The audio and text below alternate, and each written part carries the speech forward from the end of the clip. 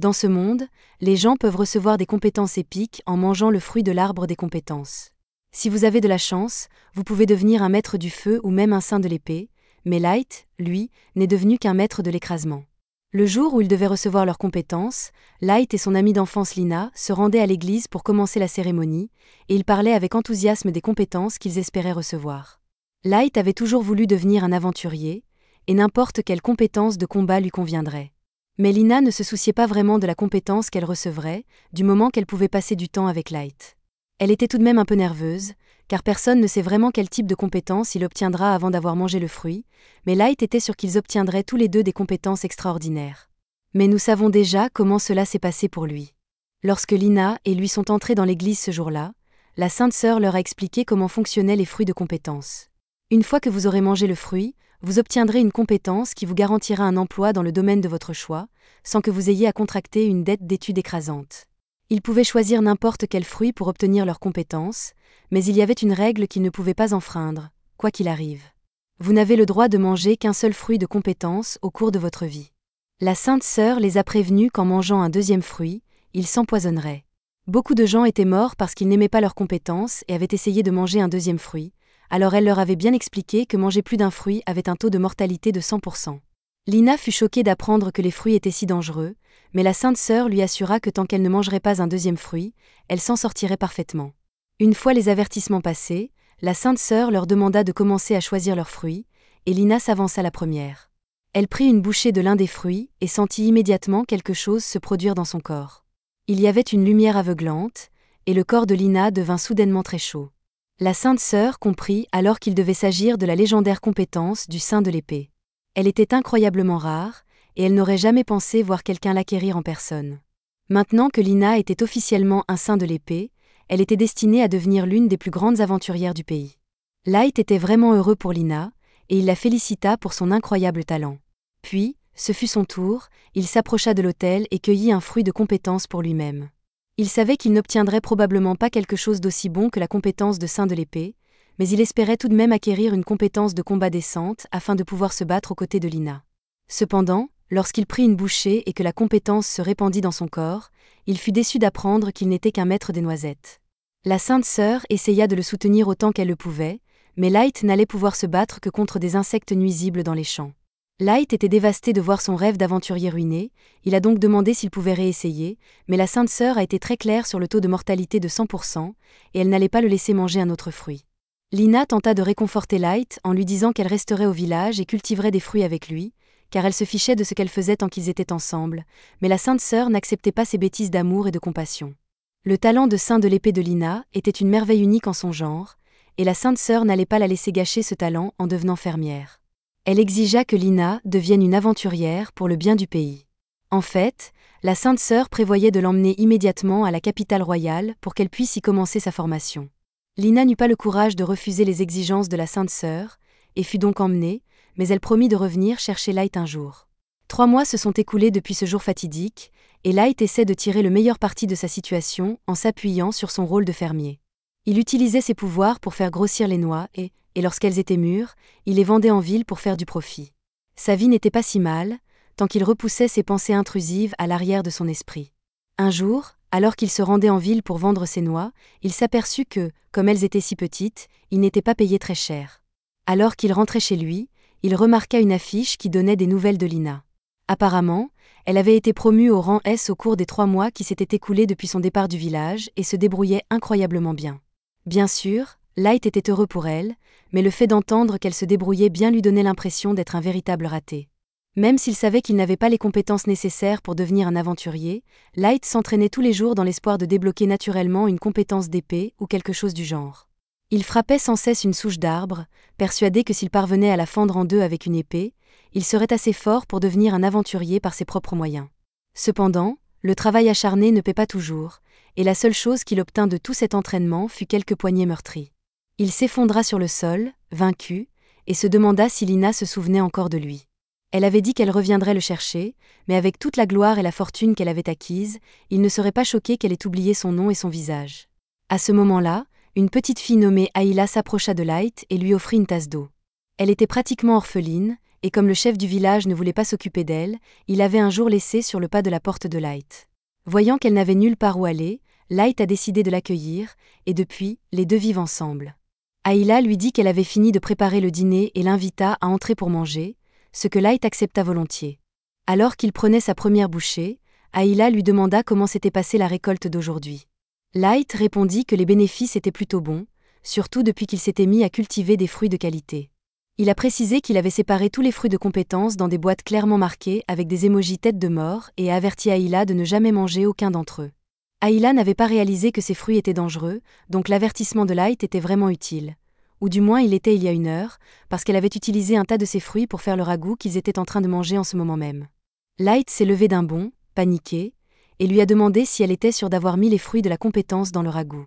Ayla confirma que oui, et d'après ce qu'avait dit la Sainte Sœur, manger un deuxième fruit de compétence était une condamnation à mort garantie. Tout à coup, le corps de Light se met à chauffer et il ressent une douleur dans la poitrine, si bien qu'il pense que c'est ainsi qu'il va mourir. Il tombe sur le sol, et dans son dernier souffle, il s'excuse auprès d'Ayla, car c'est de sa faute s'il s'attend à ce qu'elle comprenne les étiquettes alors qu'elle ne sait pas encore lire. Cependant, alors qu'il attend la mort, Light se rend compte que la mort prend beaucoup de temps, il se redresse, à sa grande surprise, il va parfaitement bien. Ayla voit l'expression confuse du visage de Light et lui demande s'il va bien. C'est exactement pour cela qu'il est confus, il a mangé un deuxième fruit de compétence, ce qui aurait dû être fatal. Alors pourquoi et comment est-il encore en vie ? À ce moment-là, il ressent un mal de tête fulgurant et sent le pouvoir d'une nouvelle compétence s'infiltrer dans son corps. Ayla commence elle aussi à ressentir une douleur aiguë, et comme elle a mangé le ragoût, cela signifie qu'elle est sur le point d'acquérir une compétence elle aussi. Soudain, Ayla voit des mots flotter devant Light et lit les informations concernant sa compétence de maître des noix. En plus de pouvoir faire pousser des noix, Light est immunisé contre tous les poisons à base de noix. Light est choquée et demande à Ayla comment elle sait cela. Elle lui dit alors qu'elle peut voir des mots flotter dans l'air, et Light comprend qu'elle a dû acquérir une sorte de compétence d'évaluation. Ayla continue de lire les informations de Light et voit qu'il a maintenant une deuxième compétence, alors elle lui dit qu'il possède une capacité appelée Sword God, Dieu de l'épée. La compétence Dieu de l'épée augmente considérablement la puissance d'attaque de Light lorsqu'il tient une épée, ainsi que sa résistance à la magie. Si ce qu'a dit Ayla est vrai, cela signifie que son rêve peut enfin se réaliser, alors Light veut le tester par lui-même. Il sort de chez lui avec son épée et retourne dans la forêt pour voir s'il a vraiment une nouvelle compétence à l'épée. Il lève son épée et, d'un seul coup, il coupe la souche de l'arbre en deux, ainsi qu'un plus gros arbre derrière, ce qui permet de dire qu'à partir de cet instant, Light est OP. Le lendemain, il se rend en ville pour aller à la guilde et devenir enfin un aventurier. Il est très excité, car il a toujours rêvé de venir ici, et la première chose qu'il remarque est le tableau d'affichage rempli de quêtes de primes. Mais Light n'est pas venu ici uniquement pour gagner de l'argent. Il veut savoir dans quelle mesure sa compétence de Dieu de l'épée lui sera utile au combat. Si tout se passe bien, il pourra peut-être devenir un aventurier officiel. Il demande à Ayla de s'asseoir sur un banc et de l'attendre pendant qu'il s'occupe d'une quête à la réception, et pendant qu'il est parti, Ayla en profite pour utiliser sa compétence d'évaluation sur tous les membres de la guilde. Elle est stupéfaite par les différents types de compétences qui existent, mais aussi par l'inutilité de certaines d'entre elles, comme ce type qui a une compétence d'autodestruction. À ce moment-là, elle entend un bruit près de la réception, et découvre Light en pleine dispute avec l'un des aventuriers de la guilde. L'homme reconnaît Light comme le gars qui vend toujours ses noix au marché, alors il se moque de lui et dit qu'un perdant comme lui n'a pas sa place dans la guilde, mais Light l'ignore complètement et dit à Ayla qu'ils peuvent partir maintenant. Le gars est offensé que Light ose l'ignorer, et sa réaction tout à fait normale est d'attaquer Light avec son épée. La compétence de Dieu de l'épée de Light améliore également ses réflexes, ce qui lui permet de bloquer facilement l'attaque. Cependant, le gars n'avait aucune idée que Light pouvait faire cela, et avait bien l'intention d'être accusé de meurtre aujourd'hui. Voyant que Light est capable de se défendre, les amis de l'homme convainquent Jean de s'éloigner, car il ne peut pas gagner ce combat. Jean tente de minimiser son emportement, affirmant qu'il n'a jamais eu l'intention de blesser Light. Lui et ses amis quittent la guilde pour effectuer leur première mission, et peu après, Light et Ayla partent à leur tour, car Light a obtenu la quête pour eux. Ils se dirigent vers les plaines rocheuses, et Light est très excité car il pourrait enfin voir un monstre en personne, mais cet endroit est dangereux, alors il dit à Ayla de rester près de lui. Ils aperçoivent bientôt leur cible, un monstre visqueux au loin, et Light se prépare à le combattre. Il s'approche prudemment pour tenter de se faufiler, mais le monstre le remarque quand même, et Light se lance à l'assaut. Il est beaucoup plus fort qu'avant, et lorsqu'il charge le slim, il le coupe en deux et fend accidentellement le sol. Il est heureux de constater que sa compétence est vraiment utile au combat, mais il va devoir travailler sur la gestion de sa puissance pour ne pas causer d'autres dommages collatéraux. Ayla félicite Light pour sa première quête réussie, mais pour l'achever, ils doivent découper la bave et en rapporter les morceaux à la guilde afin de les échanger contre de l'argent. Ayla dit qu'elle se sent un peu mal à l'idée de découper le corps du Slim, mais Light lui rappelle qu'ils gagneront assez d'argent pour la pizza s'ils vendent les parties du Slim, alors Ayla jette sa morale par la fenêtre et commence à disséquer le Slim. À ce moment-là, ils entendent quelqu'un crier de l'autre côté de la plaine. Ils se précipitent et découvrent Jean et son groupe attaqués par un énorme ogre. Ils ont délibérément choisi une quête facile pour pouvoir tuer un Slim et rentrer chez eux, mais ils ne s'attendaient pas à tomber sur un ogre. L'ogre se jette sur eux, et ils sautent tous pour s'écarter, mais même s'ils parviennent à esquiver la première attaque, ils n'ont aucune chance de gagner contre cette chose. Light les appelle pour leur demander s'ils vont bien, et dès que Jean l'aperçoit, il élabore un plan pour s'échapper. Lui et ses amis se mettent à courir droit sur Light, qui est un peu confus de ce qu'ils font, mais lorsqu'il le dépasse, il comprend qu'ils essaient de l'utiliser comme appât pour pouvoir s'enfuir. L'ogre a maintenant l'intention d'attaquer Light, il n'a donc pas d'autre choix que de le combattre, et en fait, cela l'arrange puisqu'il doit tester les limites de sa nouvelle compétence. L'ogre brandit sa masse vers lui et Light saute sur le côté pour l'esquiver, mais il joue un jeu risqué et Ayla l'avertit que sa compétence de dieu de l'épée n'augmente pas sa défense, ce qui signifie que s'il est touché ne serait-ce qu'une fois, il mourra. Même s'il risque de mourir, Light refuse d'abandonner le combat, car il veut devenir le plus grand aventurier du monde, et s'il veut atteindre cet objectif, il doit relever ce défi. Light, qui s'est enfin habitué à la nouvelle force de son corps, saute dans les airs, et au moment où l'ogre tente de le frapper, il coupe sa masse en deux. Quoi qu'il en coûte, il fera en sorte de rattraper Lina pour qu'ils puissent à nouveau être ensemble. D'un seul geste, il abat son épée et coupe l'ogre en deux, sous le regard de Jean et de ses amis depuis une colline voisine. Peu après, Light retourne à la guilde pour échanger ses objets contre de l'argent, mais la réceptionniste a du mal à croire qu'il a réussi à vaincre un ogre tout seul. Pour preuve, Light lui montre la corne d'ogre qu'il a ramenée. De plus, les amis de Jean affirment qu'ils ont tout vu et qu'ils peuvent donc garantir que Light dit la vérité. La réceptionniste le croit et lui demande d'attendre 1 minute pour qu'elle puisse toucher sa récompense. Pendant ce temps, les amis de Jean remercient encore Light de les avoir sauvés. Light demande alors s'il s'est passé quelque chose et Jean l'informe que le groupe de rang S vient de revenir. Il s'agit du groupe de rang S que Lina a rejoint, et c'est la première fois qu'il la voit depuis 3 mois. Light s'approche d'elle et tente de la saluer, mais Lina lui répond « Je n'ai jamais rencontré cet homme de ma vie ». Light est dévasté et n'arrive pas à croire que Lina l'ait oublié après seulement 3 mois. Ayla n'a aucune idée de ce qui ne va pas, alors elle essaie de le réconforter et lui propose d'aller manger une pizza ensemble. C'est la façon dont Ayla dit « Emmenons Ayla manger une pizza ». Mais comme il est toujours déprimé, Ayla le menace de manger toute la pizza s'il ne se réveille pas rapidement. Light a dépensé beaucoup d'argent pour cette pizza, alors même s'il est contrarié par Lina, il n'est pas question qu'il la gaspille. Cependant, il a mangé si vite qu'il a fini par s'étouffer, mais heureusement, quelqu'un lui tend un verre d'eau pour se rafraîchir. Il se lève pour remercier l'étranger qui l'a aidé, mais à sa grande surprise, l'étranger s'avère être Lina. Il s'apprête à crier son nom, mais Lina lui couvre la bouche et lui dit de se taire, sinon Groose va les entendre. Elle s'assoit à la table et Ayla se présente, car c'est la première fois qu'elle rencontre Lina. Lina s'apprête à demander à Light comment elle a fait pour obtenir un kit en seulement 3 mois, mais avant cela, Light lui demande ce qu'elle fait ici. Pour être honnête, Lina se posait la même question à propos de Light, car elle ne s'attendait pas à le voir à la guilde, alors Light explique fièrement qu'Ayla et lui sont devenus des aventuriers. Il explique ensuite ce qui s'est passé avec l'incident du fruit de la compétence, ce qui lui a permis d'acquérir une 2e compétence, et Lina semble vraiment heureuse pour lui, car cela signifie qu'il peut enfin réaliser son rêve.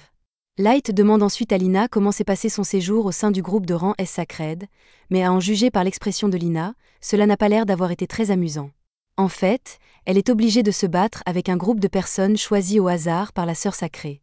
Elle conseille donc à Light de se tenir à l'écart du Sacred, s'il veut profiter de son temps en tant qu'aventurier.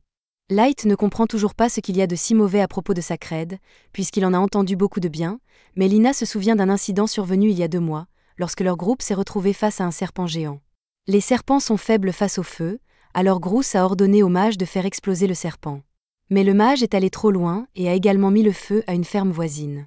Lorsque Lina a essayé de le signaler pour qu'ils arrêtent l'incendie, Groose s'est moqué de la destruction de la ferme d'un kidam.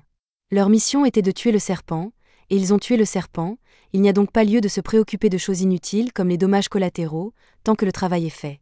Elle a essayé d'expliquer la situation à la Sainte Sœur, mais elle s'en est encore moins souciée que Groose. Elle se fiche de savoir combien de biens sont détruits ou combien de paysans sont tués, tant que l'histoire se souvient d'eux comme des héros. Lina ne parle pas à Light des opinions tordues de son groupe, mais Light voit bien qu'elle est malheureuse, alors il l'invitait à se joindre à lui et à Ayla si elle le souhaite. Cependant, même si Lina aimerait beaucoup cela, certaines circonstances l'empêchent de quitter Sacred. Elle dit à Light qu'elle va bien, mais il la voit pleurer et sait que quelque chose ne va pas. Mais Lina ne veut pas l'entraîner dans son pétrin et quitte la table. Un peu plus tard, Light se rend à la réception pour récupérer sa récompense pour avoir tué l'ogre. Il reçoit 10 000 pièces d'or, ce qui représente plus d'argent qu'il n'en a jamais vu. Cependant, il n'est pas du tout excité par cette récompense. Il est très inquiet pour Lina, mais il ne peut l'aider que s'il sait ce que Sacred l'oblige à faire, et elle ne veut pas le lui dire directement. Dans ce cas, Ayla lui dit qu'il n'a qu'à demander personnellement à Groose, le chef du groupe, puisque la porte de son salon est grande ouverte. Dans le salon, Groose est assis avec 2 femmes et leur raconte des histoires sur ses batailles légendaires. Par exemple, il leur raconte sa dernière bataille, où lui et son groupe chassaient un grizzly maléfique. Pour s'en débarrasser, ils ont brûlé l'ours dans un gigantesque brasier avant que Groose ne lui donne le coup de grâce. À ce moment-là, la réceptionniste entre car elle a quelque chose à dire à Groose à propos de sa récente mission. Les habitants du village où il a trouvé ce grizzly maléfique ont porté plainte contre lui, affirmant que l'attaque de feu utilisée par Sacred a provoqué l'assèchement complet de leur réservoir et qu'ils n'ont donc plus d'eau. Groose rejette immédiatement la plainte et invente une excuse, disant que quelques dommages collatéraux sont inévitables lorsqu'on a affaire à des monstres aussi puissants. Mais secrètement, il s'amuse à causer des problèmes aux faibles parce qu'il pense qu'ils sont inférieurs à lui. Light surprend toute la conversation, et il est furieux de ce qu'il entend, car il sait que Lina ne se désintéresserait jamais des problèmes des gens ordinaires de cette façon. Il demande à Groose de laisser Lina quitter Sacred car elle souffre visiblement, mais Groose ne le prend pas au sérieux et appelle la sécurité pour faire sortir Light du salon. Ayla se précipite auprès de Light pour lui demander s'il va bien, et Light va bien, mais les autres aventuriers l'avertissent que ce n'est pas une bonne idée de contrarier Groose. Il lui explique que Groose est peut-être un salaud, mais qu'en le contrariant, vous vous mettrez à dos la Sainte Sœur, et que si elle vous en veut, votre carrière d'aventurier est terminée. Le lendemain, tous les membres de Sacred se retrouvent dans la salle de repos et se réjouissent de leur propre grandeur. Mais Lina repense à ce que Light lui a dit au sujet de l'abandon du Sacred, si cela la mettait en colère. Elle prend finalement son courage à 2 mains et déclare à tout le monde qu'elle veut vivre selon son code moral d'aventurière, et que c'est pour cette raison qu'elle quitte Sacred avec effet immédiat. Elle se dirige alors vers la sortie, mais avant qu'elle ne puisse partir, Groose se précipite devant elle et la menace de la tuer pour avoir osé le défier.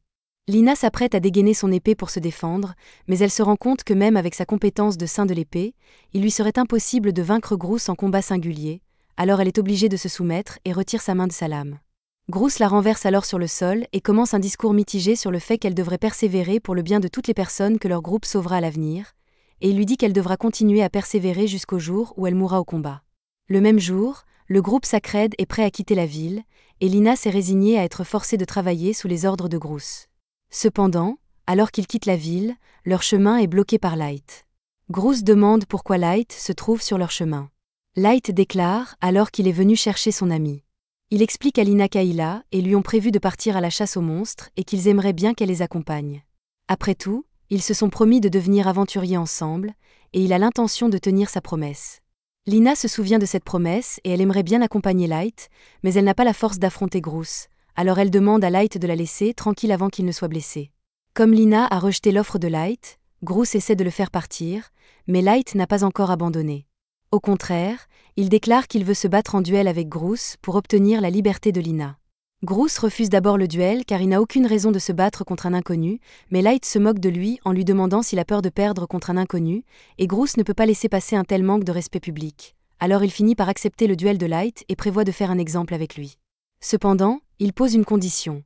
Si Light perd, il sera banni de la guilde des aventuriers pour toujours, et il ne remettra jamais les pieds dans la ville. Light accepte ces conditions, mais Lina tente de le convaincre de faire marche arrière, car elle ne pense pas qu'il puisse gagner contre Groose dans un combat à l'épée.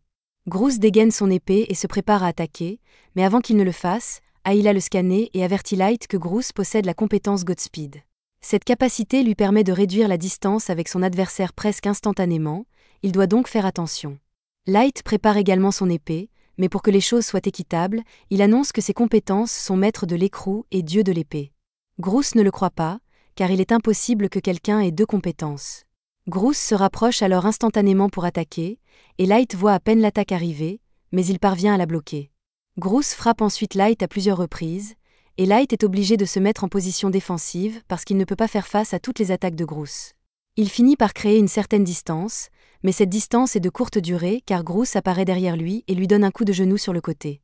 Peu importe où il se trouve sur le champ de bataille, tant qu'ils sont à portée, Groose peut y apparaître en un instant, il n'y a donc pas d'espace sûr pour Light. Light admet que Groose est incroyablement coriace, mais il refuse d'abandonner et charge pour attaquer. Malheureusement, Groose esquive juste avant que son attaque ne frappe, et pendant que Light est déséquilibré, Groose détruit son épée. L'épée de Light étant détruite, le combat est de toute façon terminé. Mais Groose se sent généreux aujourd'hui, et il dit à Lina qu'il épargnera Light si elle lui jure une loyauté sans faille pour le reste de sa vie. Light dit à Lina qu'elle n'a pas à s'inquiéter car il trouvera un moyen de gagner ce match. Light a peut-être perdu jusqu'à présent, mais Lina choisit d'avoir confiance en lui et pense qu'il peut gagner cette bataille quoi qu'il arrive. Groose commence à en avoir assez de ce manque de respect et prévoit de tuer Light lors de sa prochaine attaque. Light n'a toujours pas d'épée, alors il cherche un substitut et décide d'emprunter un balai à l'un des spectateurs. Groose pense que Light se moque de lui, et il a raison, car Light aurait pu facilement emprunter l'épée de Lina. Pourtant, Light est convaincu qu'il peut vaincre Groose avec ce balai.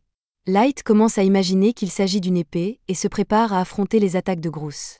Jusqu'à présent, il a pris du retard parce qu'il n'arrêtait pas de regarder les mouvements de Groose, mais sa compétence de dieu de l'épée lui donne d'incroyables réflexes. Cette fois-ci, il va simplement suivre le mouvement et attaquer au bon moment. Grâce au changement de stratégie de Light, son corps est capable de réagir à la seconde où Groose est à portée, et il utilise le balai pour frapper le visage de Groose, si fort qu'il est projeté contre un mur de briques. Groose s'évanouit, et Light est officiellement le vainqueur de leur duel. Pour bien marquer le coup, Light se tourne vers les autres membres de Sacré et leur dit que s'ils s'en prennent à nouveau à Lina, ils auront affaire à lui. Il se tourne ensuite vers Lina et lui dit qu'elle est enfin libre. Il l'invitait à nouveau à rejoindre son groupe, ce que Lina accepte avec joie. Une semaine s'est écoulée depuis le duel entre Light et Groose, et il n'y a pas eu beaucoup de changements puisqu'il continue à se faire pousser les noix, mais maintenant qu'il a Lina à ses côtés, il est beaucoup plus heureux.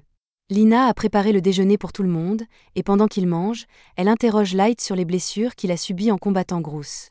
Light se sent bien maintenant et peut enfin rejoindre Lina en mission, ce qui devrait normalement être son rêve devenu réalité, mais il y a encore un problème.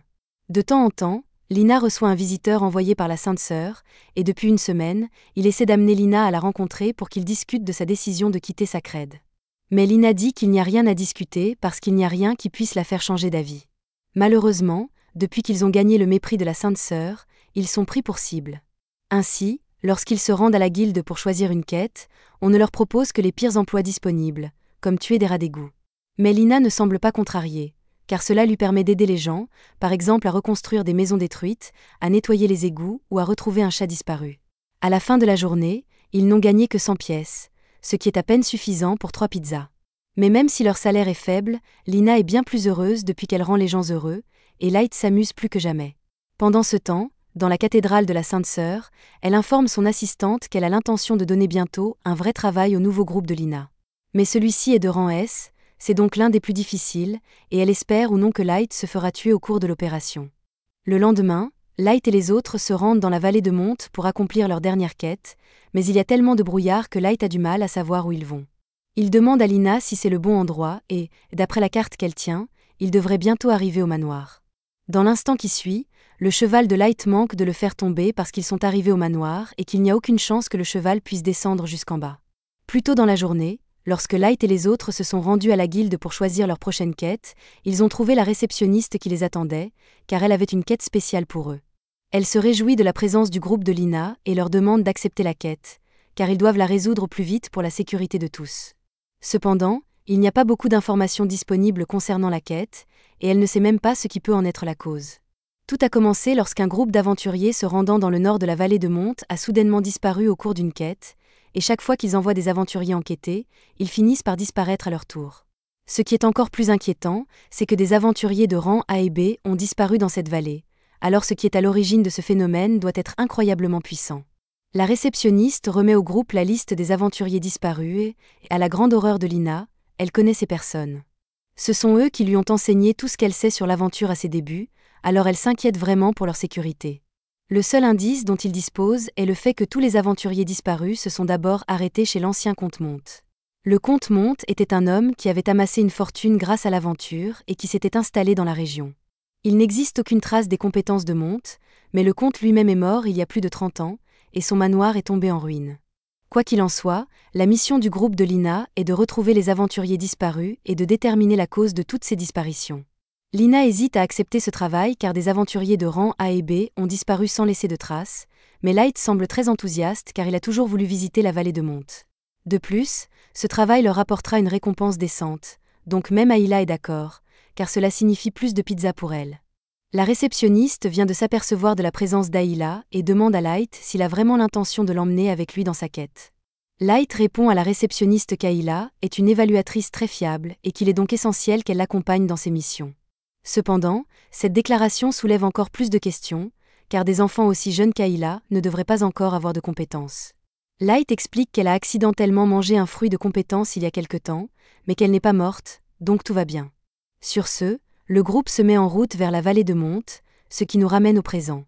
Le groupe est en train d'escalader le flanc de la montagne, et c'est une chute assez longue, c'est pourquoi Light demande à Ayla d'être très prudente.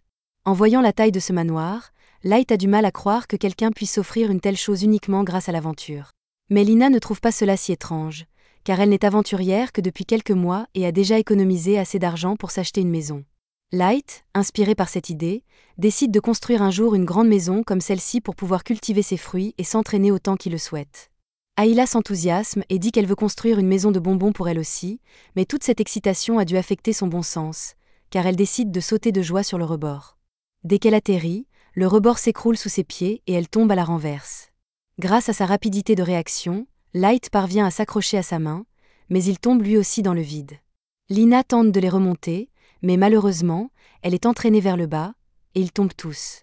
Alors qu'ils tombent, Light se rend compte qu'il doit faire quelque chose avant qu'il ne s'écrase, et il a l'idée de sortir son épée et de l'utiliser pour fendre l'air.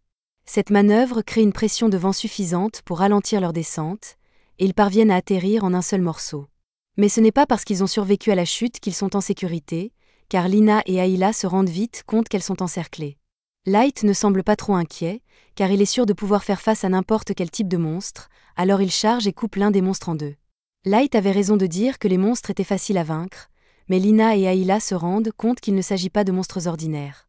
Maintenant qu'elles en parlent, Light s'arrête un instant pour regarder les monstres de plus près et, à sa grande horreur, il se rend compte qu'il s'agit d'aventuriers. Ayla utilise sa compétence d'évaluation et informe les autres que les aventuriers ont tous été transformés en morts-vivants après avoir été mordus. Tous les aventuriers morts-vivants possèdent encore les mêmes compétences que lorsqu'ils étaient vivants, et elle conseille donc à Light et Lina d'être prudents lorsqu'ils ont affaire à eux. Pendant ce temps, Light est en plein dilemme moral car il n'arrive pas à accepter le fait que les monstres qu'il était si enthousiaste à l'idée de tuer étaient autrefois des humains, tout comme lui. Il est tellement distrait qu'il manque de se faire mordre par un mort-vivant, mais avant que cela n'arrive, Lina intervient et le coupe en deux. Elle comprend que Light hésite à combattre les morts-vivants, mais en même temps, il est de leur devoir d'aventurier d'enterrer leurs anciens camarades.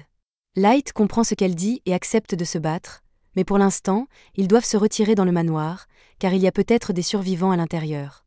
Malheureusement, en ouvrant la porte d'entrée, ils découvrent encore plus d'aventuriers morts-vivants à l'intérieur. Light est impressionné par les connaissances de Lina en matière de monstres, puisqu'elle change de stratégie d'attaque en fonction de son adversaire. Les monstres morts-vivants qui ont encore une apparence humaine peuvent être tués en les poignardant au cœur, tandis que ceux qui ressemblent à des squelettes doivent avoir la colonne vertébrale tranchée. Il faut beaucoup d'habileté pour pouvoir attaquer avec autant de précision qu'elle, et même si la compétence de dieu de l'épée de Light est techniquement plus forte que la compétence de saint de l'épée de Lina, elle le surpasse toujours dans un combat. Cependant, même s'il n'est pas aussi doué que Lina, cela ne veut pas dire qu'il va se contenter de la laisser faire tout le travail. Il dégaine donc son épée et se lance à l'assaut des morts-vivants. Alors qu'il se débrouille bien contre eux, il oublie complètement qu'Ayla n'a aucune compétence en combat et qu'en s'éloignant, il la laisse vulnérable aux attaques.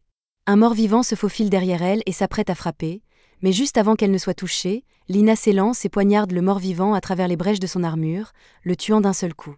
Une fois le mort-vivant désintégré, Lina demande à Ayla si elle va bien, et Ayla commence à la féliciter pour son sang-froid, et Lina se sent vraiment flattée, mais elle ne doit pas se laisser aller à l'excès de confiance. Ce petit faux pas de Light aurait pu facilement coûter la vie à Ayla, alors il jure qu'à partir de maintenant, il se battra à tête reposée et n'hésitera plus pour qu'ils puissent tous s'en sortir vivants. Tous les morts-vivants de cet étage ayant été éliminés, Lina suggère de se rendre au deuxième étage, mais avant cela, il y a quelque chose qui préoccupe Light depuis un certain temps. Ils ont été envoyés en mission parce que 18 aventuriers ont disparu ici, et même s'ils ont été transformés en morts-vivants, Light et Lina ont déjà tué bien plus que 18 morts-vivants. La seule explication serait qu'il y avait déjà une tonne de monstres morts-vivants ici, mais cela n'a aucun sens que des morts-vivants apparaissent au hasard dans ce manoir. Alors qu'il monte les escaliers, Light remarque le tableau du comte Monte, qui a quelque chose d'inquiétant. Mais ce qui est encore plus troublant, c'est qu'il y a une fille qui danse quelque part dans le château, et qu'elle attend avec impatience toutes les façons amusantes dont elle pourrait tuer Light. Alors qu'ils courent tous les trois dans le couloir, ils sont soudain effrayés par un mort-vivant qui se jette sur eux. Mais avant qu'il ne puisse infecter qui que ce soit, Light parvient à lui couper la tête. Ils se sont peut-être débarrassés du premier mort, mais il y en a beaucoup d'autres, et Light et Lina ont encore beaucoup de travail devant eux. Les morts-vivants de cet étage semblent se battre avec stratégie depuis qu'ils ont tendu cette embuscade. Ils demandent donc à Ayla de les scanners pour voir si elle peut obtenir des informations utiles. Ayla s'exécute et découvre que ces morts-vivants ont été apprivoisés, donc que quelqu'un leur ordonne d'attaquer. Light remarque alors des fils reliés à tous les morts-vivants. Après les avoir scannés, Ayla se rend compte que ses fils sont utilisés pour transmettre de la puissance magique aux morts-vivants. Cela signifie que celui qui est derrière tout ça doit se trouver à l'autre bout de ces fils. Après les avoir suivis pendant un moment, il tombe sur une porte où tous les fils convergent. Light demande à tout le monde de se préparer car ils ne savent pas quel genre de danger les attend une fois à l'intérieur, mais en ouvrant la porte, ils ne trouvent qu'une salle de bal vide. Tout à coup, la fille qui est à l'origine de tout cela apparaît, et si Light est d'abord heureux de voir enfin une personne vivante, il se rend compte qu'elle n'a pas l'air très amicale. Ayla utilise sa compétence d'évaluation sur elle et découvre que Dratna est une nécromancienne, c'est-à-dire qu'elle peut contrôler les morts et même utiliser leurs compétences uniques comme s'il s'agissait des siennes. Le fait que sa compétence soit évaluée avec autant de désinvolture est vraiment ennuyeux, et Dratna pourrait bien s'en prendre d'abord à Ayla, sous le coup de la colère. Avant toute chose, Light demande à Dratna si elle a été envoyée ici en mission par la guilde, car si c'est le cas, ils n'ont aucune raison de se battre, mais la jeune fille le nie et dit que sa seule raison d'être ici est de tuer Light. Light ne comprend pas pourquoi elle est venue spécialement pour le tuer, car il ne l'a jamais rencontré auparavant. Mais Dratna n'a pas de rancune personnelle envers lui, elle a juste reçu l'ordre de le tuer, et c'est ce qu'elle va faire. Light lui demande qui a donné l'ordre, et il se peut qu'il s'agisse d'une certaine sainte sœur, mais Dratna ne veut rien confirmer. Quoi qu'il en soit, si le but de Dratna a toujours été de tuer Light, alors elle a dû venir ici et tuer tous ces aventuriers juste pour l'attirer. Lina trouve également étrange de n'avoir jamais entendu parler d'une compétence aussi puissante que la nécromancie, mais elle n'a pas le temps d'y penser car Dratna commence son attaque. Si Light et Lina travaillent ensemble, il n'est pas très difficile de s'occuper des morts-vivants, mais Dratna ne s'intéresse pas à Lina. Elle l'éloigne donc de Light et lui fait combattre les versions mortes de ses mentors, Bork et Sheila. Lina est horrifiée d'apprendre qu'ils sont morts ici, et reste un moment assommée par le chagrin, mais Ayla l'avertit en criant que ces deux-là sont bien plus dangereux que les autres. Bork peut faire pousser des griffes pour augmenter sa vitesse d'attaque et sa puissance, tandis que Sheila peut créer une image miroir d'elle-même pour attaquer plusieurs fois. Lina a du mal à maîtriser les compétences des morts-vivants, mais grâce à l'avertissement d'Ayla, elle peut se défendre. Cependant, Dratna commence à en avoir assez de tout le soutien qu'Ayla apporte à ces deux-là, et elle a donc l'intention de la tuer en premier. Elle envoie un mort-vivant à la poursuite d'Ayla, mais cette fois, Light était attentif, et avant qu'Ayla ne soit blessée, il se précipite sur elle et l'attrape. Il va garder Ayla en sécurité quoi qu'il arrive, mais se battre tout en la protégeant ne va pas être facile. Dratna continue d'envoyer des morts-vivants sur Light, et dès qu'il quitte Ayla des yeux, Dratna tente de l'éliminer, si bien qu'il a du mal à suivre. Pendant ce temps, Lina a encore du mal à accepter le fait qu'elles doivent tuer ses mentors. Lorsqu'elle est arrivée dans la ville sainte, ces deux-là ont été les premières personnes à lui témoigner de la gentillesse, et elle leur doit donc beaucoup. Pourtant, elle se retrouve aujourd'hui à se battre pour sa vie contre eux. Même si elle ne veut pas le faire, elle sait qu'elle doit les tuer pour pouvoir aider Light et Ayla. Elle coupe donc les fils au-dessus d'elle pour libérer le contrôle de Dratna et prépare son épée pour les achever. Ce faisant, elle voit leurs âmes, qui lui disent qu'elle n'a pas à se sentir coupable de les tuer, car c'est la bonne chose à faire. C'est donc le cœur lourd que Lina brandit son épée et les coupe en deux. Pendant ce temps, Light se bat pour assurer sa sécurité et celle d'Ayla, car peu importe le nombre de morts-vivants qu'il abat, d'autres continuent d'apparaître. Light se rend alors compte que quelque chose ne va pas, car il est impossible que Dratna dispose d'une réserve infinie de morts-vivants. Pour le confirmer, il demande à Ayla de vérifier si Dratna a la capacité de créer des morts-vivants. Mais d'après ce qu'Ayla peut voir, Dratna ne peut pas le faire, elle ne peut que contrôler les morts-vivants préexistants. Light demande donc à Ayla d'aller voir de plus près, car son armée de morts-vivants doit avoir un secret. Dratna est impressionnée par le fait que Light ait compris qu'elle a un tour dans son sac, mais elle ne peut pas laisser Ayla découvrir ce qu'est son tour, et elle a donc l'intention de l'éliminer immédiatement. Light refuse de se laisser faire et détruit le mort-vivant qui attaquait Ayla. Mais si Dratna s'en prend maintenant à Ayla, il ne peut plus la quitter. Il trouve donc une idée et met Ayla sur son dos pour qu'il puisse se battre à plein régime.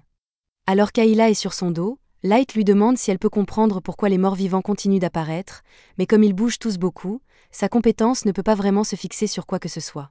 Pour lui donner une vue plus large de tous les zombies, Light saute dans les airs et se suspend à un chandelier. Ayla saisit l'occasion et commence à scanner tous les zombies à la recherche d'une activité anormale, mais le bras de Light le fait souffrir et il demande à Ayla de se dépêcher un peu.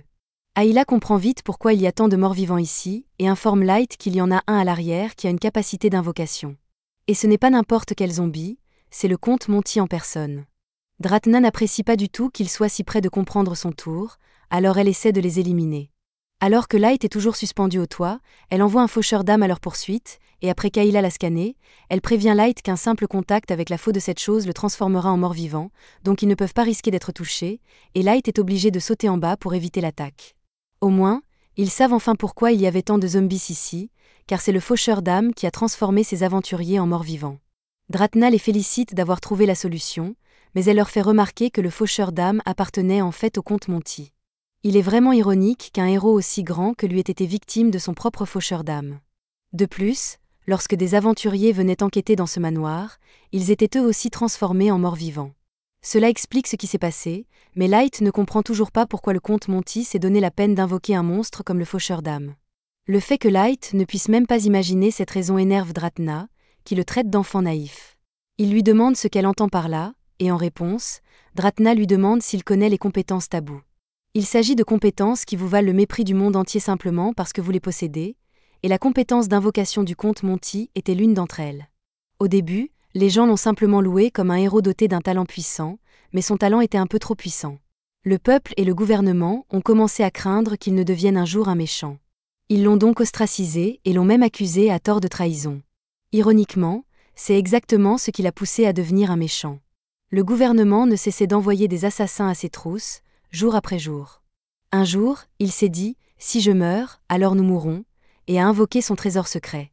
Light n'avait aucune idée que la guilde ferait quelque chose d'aussi louche que d'envoyer des assassins après le comte Monty, mais assez de bavardage pour l'instant, car Dratna veut poursuivre son combat.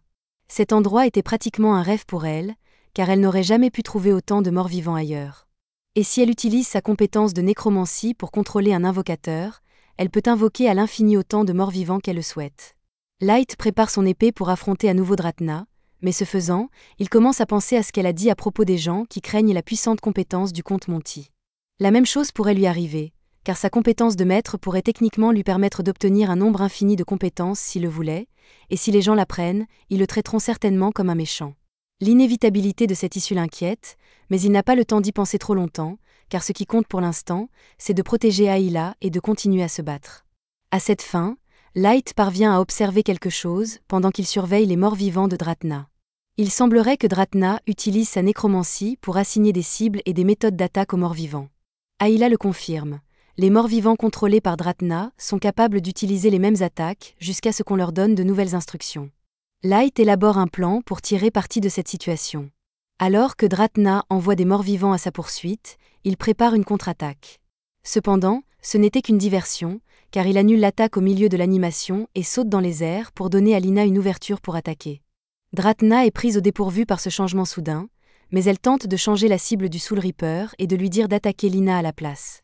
Mais elle est trop lente car, avant même qu'elle ait pu réagir, Lina avait déjà tranché les morts-vivants d'un seul coup. Maintenant que le faucheur d'âme a été éliminé, il ne reste plus qu'à Light de s'occuper du comte Monty, afin que Dratna ne puisse pas l'utiliser pour invoquer d'autres morts-vivants. Dratna commence à être désespérée car elle est sur le point de perdre. Alors juste avant que le corps de Monty ne disparaisse, elle utilise ses compétences pour le forcer à invoquer le monstre ultime.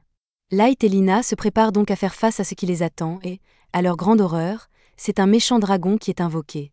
Dratna est ravie que le sort d'invocation ait fonctionné, mais elle ne se rend pas compte que le dragon n'est pas mort-vivant et qu'elle n'a donc aucun contrôle sur lui, ce qui lui vaut un coup de queue. Lina n'arrive pas à croire qu'elle voit un dragon maléfique en personne, car ces créatures sont si puissantes que même les groupes de rang S n'osent pas les chasser. Light dit qu'il est sûr qu'ils peuvent le vaincre en combinant leurs attaques, mais Ayla met un terme à cette idée car le dragon est complètement résistant à toutes les attaques tranchantes. Même si la personne qui possède la compétence d'évaluation vient de l'avertir, Light pense toujours que sa compétence de dieu de l'épée lui donnera un avantage, alors il saute en l'air et tente de taillader le dragon. Cependant, son épée se brise et il manque de se faire frapper par le souffle du dragon. Lorsqu'il atterrit, Ayla lui reproche de ne pas l'avoir écouté. Il ne reste plus beaucoup d'options, et dès qu'ils tournent le dos au dragon, ils sont sûrs d'être attaqués. Lina commence à envisager de se sacrifier pour que Light et Ayla s'en sortent vivants, mais heureusement, Ayla a un meilleur plan en tête. Elle sort un fruit de compétence et dit à Light de l'utiliser, et bien qu'il n'y ait aucune garantie qu'un fruit de compétence soit utile ici, c'est leur meilleure option. Pendant ce temps, même si elle a été gravement blessée par le dragon, Dratna est satisfaite de ce résultat, car Light n'aurait jamais pu survivre à cette chose. Elle s'évanouit, et un homme vient chercher son corps et se téléporte. De retour avec Light et les autres, Lina demande à Ayla pourquoi elle a un fruit de compétence avec elle, mais Ayla a simplement pensé qu'il pourrait être utile. Avec la menace du méchant dragon, Light acquiert une nouvelle compétence, c'est leur seule chance de gagner. Lina n'arrive pas à croire que Light veuille vraiment manger un autre fruit de compétence, mais il affirme qu'il n'y a pas de problème puisqu'il est immunisé contre le poison. Quoi qu'il en soit, Lina pense toujours que c'est risqué, car ils n'ont aucune idée du type de compétence que Light pourrait acquérir. Pour ce qu'ils en savent, il pourrait acquérir une compétence qui interfère avec sa compétence de dieu de l'épée, mais même dans ce cas, ils vont mourir s'il ne fait rien. Il prend une bouchée du fruit de la compétence, et son corps commence à brûler alors qu'il acquiert une nouvelle compétence, et il s'écroule sur le sol. Le dragon commence à attaquer, et Lina est obligée de défendre Light jusqu'à ce qu'il se remette sur pied. Light demande alors à Ayla de l'évaluer, et celle-ci l'informe que sa nouvelle compétence s'appelle résistance aux insectes. Light est déçu et demande si sa compétence permet de classer le méchant dragon dans la catégorie des insectes, mais non, la résistance aux insectes ne fonctionne que sur les vrais insectes. Le bon côté des choses, c'est qu'il n'aura plus jamais à s'inquiéter des moustiques. Lina fait toujours de son mieux pour repousser le dragon, mais elle ne tiendra pas longtemps. Light demande donc à Ayla de lui donner 2 fruits de compétence à la fois. Ayla ne pense pas que ce soit une bonne idée, car on ne sait pas ce qui pourrait arriver à son corps s'il en mangeait 2 en même temps, mais Light pense que c'est nécessaire pour améliorer ses chances d'obtenir une bonne compétence. Il croque dans les 2 fruits, mais à son grand désarroi, la première compétence qu'il obtient s'appelle charmeur de chat, les chats l'aiment bien. La seconde s'appelle durabilité de l'arme, mais elle ne lui sert à rien puisqu'il a déjà cassé son épée. En plus de ne pas obtenir de compétences utiles, manger 2 fruits de compétences en même temps a des effets néfastes sur son corps, donc s'il n'obtient pas une bonne compétence à la prochaine tentative, il ne pourra plus bouger. À ce stade, Lina commence à s'épuiser, et alors qu'elle s'apprête à attaquer à nouveau le dragon, son épée se brise, et le dragon la projette contre un mur, si bien qu'elle est à présent au tapis. Light la voit en difficulté, alors il prend une bouchée d'un autre fruit de compétence et espère que celui-ci lui donnera une compétence utile, et heureusement, celle-ci semble être décente. Alors que le dragon se rapproche de Lina, Light lui jette une pierre au visage pour attirer son attention, et une fois que le dragon est concentré sur lui, il est prêt à l'affronter avec sa nouvelle compétence. Lina demande à Ayla quelle compétence Light a acquise, et Ayla lui répond que sa compétence s'appelle Sommeil Pixie. Elle lui permet de contrôler un lutin, et tout ce qui inhale la poussière du lutin s'endort. Light active le Pixie du sommeil et l'envoie sur le dragon, mais si la poussière est efficace, le dragon se bat vraiment pour rester éveillé. À cette distance, la dose de poussière de lutin n'est pas suffisante pour forcer le dragon à s'endormir, et selon Ayla, le lutin de Light ne peut voler qu'à 10 mètres de lui. Il trouve une idée et ramasse son épée brisée pour activer sa compétence de dieu de l'épée.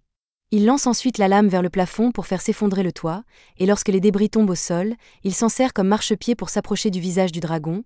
À ce moment-là, il libère à nouveau la poussière de lutin, et cette fois-ci, le dragon est assommé. Maintenant que le dragon ne peut plus les attaquer, Light leur dit de se dépêcher de sortir d'ici car le bâtiment est sur le point de s'effondrer. Ils sortent juste avant que le manoir ne s'écroule. Maintenant qu'ils sont en sécurité, Lina demande à Light s'il va bien après avoir mangé tous ses fruits d'adresse. Light lui répond qu'il va bien, car il ne veut pas que Lina s'inquiète pour lui, mais il est clairement essoufflé, donc quelque chose ne va pas. Le groupe retourne en ville à cheval, et Light se bat pour rester conscient. Lorsqu'ils atteignent enfin les portes de la ville, le corps de Light cède et il s'effondre sur le sol. Pendant ce temps, l'homme masqué ramène Dratna à la Sainte Sœur. Juste avant qu'ils ne partent, la Sainte Sœur lui demande ce qu'il pense de Light après l'avoir espionné. L'homme lui répond que Light est beaucoup plus fort qu'il ne le pensait, surtout depuis qu'il a réussi à vaincre un dragon, mais il ne pense pas que Light représente une menace pour le plan de la Sainte Sœur. La Sainte Sœur ne s'attendait pas à ce que Light soit aussi puissant, car il a fait preuve d'une force comparable à celle de ses prédécesseurs. Il semble qu'il y ait quelque chose de spécial chez Light, mais quoi qu'il en soit, elle a de grands projets pour lui dans un futur proche. C'est la fin de l'épisode 4.